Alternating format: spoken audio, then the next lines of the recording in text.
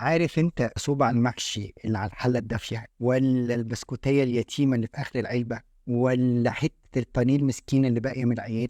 كل الحاجات دي كلناها واحنا بناكلها وان ما جاتش على دي. انت عارف ايه المشترك ما بين ده كله؟ انك كلته وانت واقف. كود يو ايماجين ان ربع الوزن الزايد بتاعنا بيجي من الاكل اللي احنا بناكله واحنا واقفين؟ كل ده جسمك ما استوعبوش ومخك ما انبسطش بيه، فبالتالي بتاكل تاني. يبقى الخطوه بتاعتنا النهارده اللي هي الخطوه الثالثه، هناكل اي حاجه واحنا قاعدين حتى لو قطمه بسيطه. في الاول طبعا في حاجات هتفلت مننا، بس لما تاكل هتفتكر، واول ما تفتكر اقعد ومرن نفسك وعيد وزيد لغايه ما توصل ان اي قطمه هتاكلها وانت قاعد. يبقى النهارده الهوم ورك بتاعنا: واحد، هنقرا كارت زي ما اتفقنا احنا عايزين نخس ليه، مره الصبح ومره بالليل. هندور على الدايت بلان اي وبلان بي اللي احنا اتفقنا عليهم، لان احنا لسه ما ابتديناش، احنا لسه في فتره التحضير. واي حاجه هنتعود ناكلها واحنا قاعدين. واشوفكم بكره بخطوه جديده ان شاء الله.